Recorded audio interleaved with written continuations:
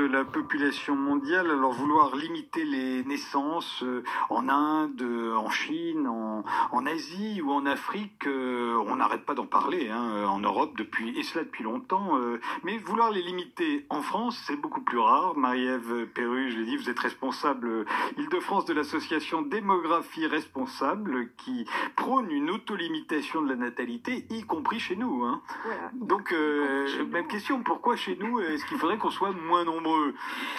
Pour la même raison, c'est que on veut vivre avec quand même un certain confort.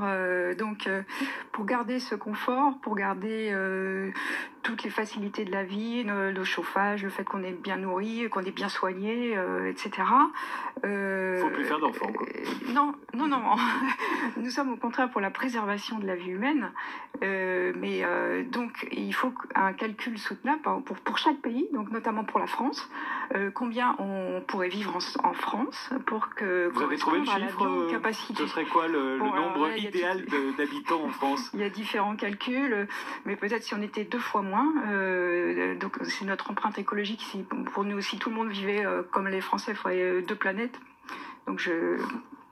Donc du coup, si on suit ce raisonnement, enfin c'est vrai qu'on soit 30-35 millions comme avant la Seconde Guerre mondiale au fond. Voilà, exactement. Surtout si on veut produire à nouveau localement et cesser d'aller chercher partout dans le monde de quoi se nourrir, etc. Donc voilà. Au même moment, si on reprend les projections de l'ONU, il y aura 800 millions d'habitants en plus en Afrique subsaharienne d'ici 2050. 800 millions de plus, c'est l'équivalent de la population totale de l'Europe, pour qui il va falloir construire des habitations, des écoles, des routes, des transports. C'est comme si on imaginait le continent européen, on garde les 750 millions que nous sommes aujourd'hui, mais on enlevait toutes les maisons, tous les lycées, toutes les écoles, tous les transports, toutes les routes, et qu'on se disait, on reconstruit tout ça pour d'ici 30 ans. Oui. Mais on peut donner quand même quelques éclairages sur cette question. Je vous rappelle que les États-Unis comptaient 5 millions d'habitants en l'an 1800.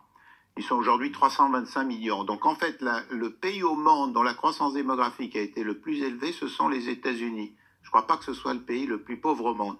L'autre élément qui me paraît important, supposons donc que nous sommes en gros 7 milliards et demi. On se dit, on veut protéger la nature.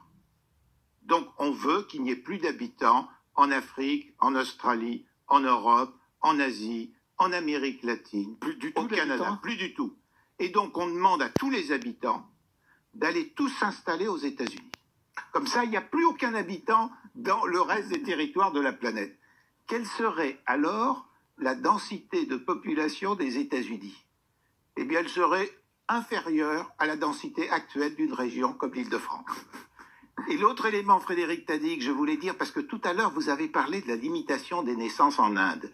Et ça, c'est très intéressant ce que vous avez dit. Pourquoi? Parce qu'en réalité, la situation de l'Inde est très contrastée. Nous avons à la fois en Inde des États, puisque c'est un pays fédéral, où la mortalité infantile est encore très élevée, où la fécondité est encore très élevée, 3,5 enfants par femme, et puis vous avez des États dans l'Inde qui sont à un niveau de fécondité de celui de la France, qui ont fait un effort majeur pour lutter contre la mortalité, comme par exemple le Kerala dans le sud-ouest de l'Inde. Donc vous voyez, parler de la population de l'Inde, ça n'a aucun sens, parce que selon les États, les données démographiques sont totalement différentes. Néanmoins, Jean-François Dumont, même s'il y a une grosse augmentation de la démographie aux États-Unis entre 1800 et aujourd'hui, le fait qu'il y aura 800 millions de plus d'habitants en Afrique subsaharienne d'ici les 30 prochaines années, on sait ce que ça peut donner. Une telle augmentation de la population dans l'histoire, ça se règle en général soit par des guerres, soit par des famines, soit par des épidémies, soit par les migrations, tout simplement. Si vous regardez les causes des guerres, vous verrez que la cause démographique est extrêmement faible dans les causes des guerres. Le gros problème, il est dans en fait les décisions politiques et dans les problèmes de qualité de gouvernance. Oui, il y a un problème en Afrique, dans un certain nombre de pays, de qualité de gouvernance. Ça, personne ne peut absolument le nier. Mais on le voit bien que quand en Afrique, on a un pays qui est... Regardez le Rwanda, alors on peut discuter du fait que le pays n'est pas très libre, etc. Mais le Rwanda, c'est une très forte densité de population. Mais ce pays a eu ces dernières années un gouvernement qui a permis un développement économique tout à fait remarquable. Jacques Le Saulne ? Oui, ce que je voulais dire, c'est qu'on ne peut pas tout à fait, à la fois, comme je crois on est tous d'accord là-dessus, les phénomènes démographiques ont des racines dans des populations, dans des géographies et dans des États.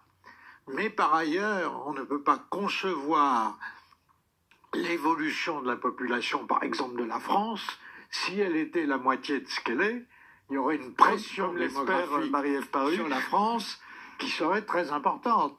Alors, est-ce que simultanément, il faudrait, comme l'avait montré un jour un documentaire, fiction des Nations Unies, établir des barrières à la France avec des réseaux de mitrailleuses de façon qu'il n'y ait pas d'immigration en France? Donc je crois que la difficulté du problème mondial d'équilibre entre l'humanité et les environnements différents et les autres espèces animales, parce que comme on le dit très justement, en Afrique, il y a disparition progressive des espaces dans lesquels vivent les autres espèces. Pas qu'en Afrique, en Asie, c'est la même chose. Hein. S'il n'y a plus d'orang-outans à Bornéo, c'est parce qu'on a détruit la forêt. Évidemment. Et donc, c'est un des problèmes très difficiles, c'est comment prendre conscience de ce problème, parce qu'en même temps, on comprend bien que si les Allemands se rebellent contre l'arrivée importante de Syriens en Allemagne, c'est que l'immigration syrienne en Allemagne n'eût pas été la même si la situation démographique allemande n'était pas ce qu'elle est actuellement. Et le fait que les entreprises en particulier étaient assez ouvertes à l'arrivée de populations de façon à avoir une main-d'œuvre. Donc on est dans un problème très très difficile, puisque on voit la difficulté du problème de la lutte contre le changement climatique, qui est certainement un problème local. Par exemple, on connaît très bien que la différence entre l'Allemagne et la France, notamment liée à la situation du nucléaire dans les deux pays. Mais ces problèmes sont quand même plus homogènes sur l'ensemble de la planète que le problème de menace que certaines ethnies peuvent percevoir si leur population s'effondre par rapport à d'autres ethnies proches. Comment réagir? Dont la population augmente. Quoi? Dont la population augmente. Autrement dit, que diraient les Français les plus ouverts si on leur demande demain matin d'accepter si par exemple il y a une révolution en Algérie, à ce que 10 millions d'Algériens débarquent en France? On a vu la réponse que ça a été pour les Syriens qui étaient beaucoup moins nombreux à frapper à la porte. Donc la réponse est donnée. Oui, la réponse est donnée pour l'Allemagne. Mais simultanément, il y a eu fermeture de la Pologne, fermeture de la Hongrie, fermeture de l'Autriche.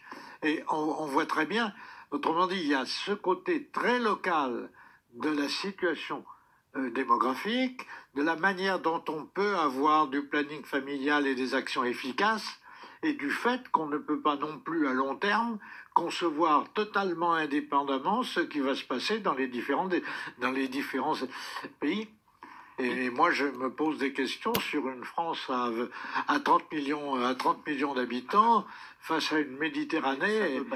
Mais même une France à 66, 7 et peut-être 70 millions d'habitants face à une Afrique de 2,5 milliards d'habitants. Michel Garenne, je le disais en vous présentant tout à l'heure. Entre 70 et 30. Oui, enfin. pour arriver. Michel Garenne, vous dirigez divers projets de recherche sur la population et la santé en Afrique. Quand on parle de 2,5 milliards d'Africains en 2050, même si ça n'est qu'une projection, dont la moitié aura moins de 25 ans, et de 800 millions d'habitants en plus, rien que dans l'Afrique subsaharienne, comment est-ce que ça peut se passer? Alors, personne ne sait comment ça va se passer, et il y a manifestement des tensions absolument gigantesques qui sont en train de se mettre en place, avec des risques effectivement de guerre, de famine et des tas d'autres catastrophes, ou de migration forcée qui vont être difficiles, hein, parce qu'on ne voit pas l'Europe absorber une telle masse de personnes. Hein. Donc c'est pour ça qu'il me semble vraiment important de rappeler que on peut réaliser des équilibres démographiques avec les moyens que l'on a déjà maintenant. Hein. Et c'est regrettable que l'on n'ait pas commencé il y a 50 ans en Afrique. Si on avait commencé le planning familial il y a 50 ans dans tous les pays africains, urbains et ruraux, on ne serait pas maintenant dans la situation où on est maintenant. Et l'alphabétisation. Ça va absolument ensemble. Si on avait mis tous les enfants à l'école, au lieu de laisser la moitié de la population à l'écart, on n'aurait pas les problèmes que l'on a actuellement. Je voudrais dire aussi, c'est qu'on a souvent une vision optimiste des choses lorsqu'il y a un changement d'équilibre. C'est pareil pour les populations animales et pour les populations humaines. Quand on passe de 1 milliard à 10 milliards d'habitants, la première phase est positive et c'est associé dans le monde entier avec du développement économique, amélioration des conditions de vie, etc. Mais la deuxième phase, quand on va commencer à buter sur les contraintes malthusiennes, va être beaucoup plus difficile. Hein. Dans les populations animales, ça se traduit toujours par une augmentation de mortalité. Et donc je pense qu'il faut rappeler que tout ce qu'on ne fait pas maintenant, nos enfants et petits-enfants vont le payer très cher dans 50 ou 80 ans. Ce qu'il faut dire aussi, c'est qu'au fond, la population mondiale, elle pourrait baisser si toute la planète se stabilise à 1,5 enfants par femme, ce qui est la moyenne de l'Europe actuellement. D'après les calculs, en 2200, la population mondiale serait descendue à la moitié de la population actuelle, comme le souhaite Marie-Ève. Ça serait une bonne chose. Il suffit d'attendre un peu, Marie-Ève. Oui, mais il ne faut pas attendre, c'est urgent, il faut le faire maintenant. Oui, mais attendez, laissez-la finir. Non, en fait, il y a une espèce de tabou. Dès qu'on parle de décroissance de la population, ça fait peur aux gens. Et il faut tout le temps. Alors, j'ai entendu parler de suicide européen parce que l'Europe décroît. Pour nous, au contraire, c'est une très bonne chose. Il faut arriver à changer la façon de penser et arrêter de faire croire aux gens que c'est un suicide. C'est au contraire pour protéger nos enfants, nos petits-enfants, l'avenir de la planète et l'avenir des humains qu'il faut décroître. Mais décroître de manière maîtrisée jusqu'à atteindre la limite soutenable. Voilà. Donc c'est pour ça que ce tabou doit être changé. Non, en fait, d'abord, si on voulait que la France n'ait que 30 millions d'habitants, il n'y a que 2 solutions possibles. Soit on décide de choisir 35 millions dont on se sépare brutalement, je me fais comprendre, soit effectivement, il faut demander aux populations d'arrêter de faire des enfants. Et quand on sera arrivé aux 30 millions, toutes les femmes seront arrivées à la ménopause. Donc en fait, c'est ça le vrai problème. Alors il y a la question des guerres sur lesquelles je voulais quand même revenir, parce que là aussi, moi j'ai fait toute une étude sur ce sujet. Il y a moins de guerres dans le monde de 7,5 milliards d'habitants d'aujourd'hui, et moins de morts dans les guerres dans le monde de 7,5 milliards d'habitants d'aujourd'hui, que dans les décennies précédentes. Oui, mais alors là, le problème, ça a souvent été dit dans cette émission, Gérard-François Dumont, mais vous avez beau répéter ça tous les jours aux gens, ils ne vous croient pas. Ils ne croient pas. Ils sont tellement persuadés. Attendez, ils sont tellement persuadés qu'il y a de plus en plus de violence dans le monde, qu'il y a de plus en plus d'homicides, alors qu'en fait, ils ont été divisés par un nombre considérable en 25 ans, mais les gens ne vous croient pas. Écoutez, il y a une université suédoise, qui est l'université d'Uppsala, qui tient une statistique extrêmement précise chaque année de toutes les guerres et du nombre de personnes pour chaque guerre. Et elle ne tient pas compte que des guerres internationales, elle tient compte bien sûr également des guerres civiles. Alors ce sont justement les guerres civiles qui font moins de morts que les guerres internationales, et comme aujourd'hui il n'y a plus quasiment de guerres civiles. Non, en Afrique, ce sont plutôt les guerres civiles qui font des morts par contre, parce que c'est vraiment un pays de guerres civiles. Il faut se méfier de l'image que l'on a. C'est une question que j'ai posée très souvent. Quel est le pays où il y a par habitant le plus de morts par assassinat? Et la réponse à cette question, c'est la Finlande. Alors tout le monde a l'impression que la Finlande est un havre de pays civilisés, courtois, etc. Parce qu'il y a des disputes autour de l'alcool le samedi soir. Et finalement, la Finlande se trouvait avoir le taux de mort de cette façon-là le plus élevé, qui ne correspond évidemment pas du tout à l'image qu'en tant que population... Donc redisons-le, en dépit de tout ce que l'on croit, le monde est de moins en moins violent, on s'assassine de moins en moins, et dans les guerres, il y a de moins en moins de morts. Tous les assassinats partout. Oui, et c'est vrai. Grâce aux médias qui remplissent un travail tout à fait considérable lorsqu'il s'agit de citer les morts dans le monde entier. Un dernier mot, Michel Garenne, sur la démographie, pas forcément sur le taux de criminalité, enfin d'homicide qui baisse partout en Occident et même ailleurs.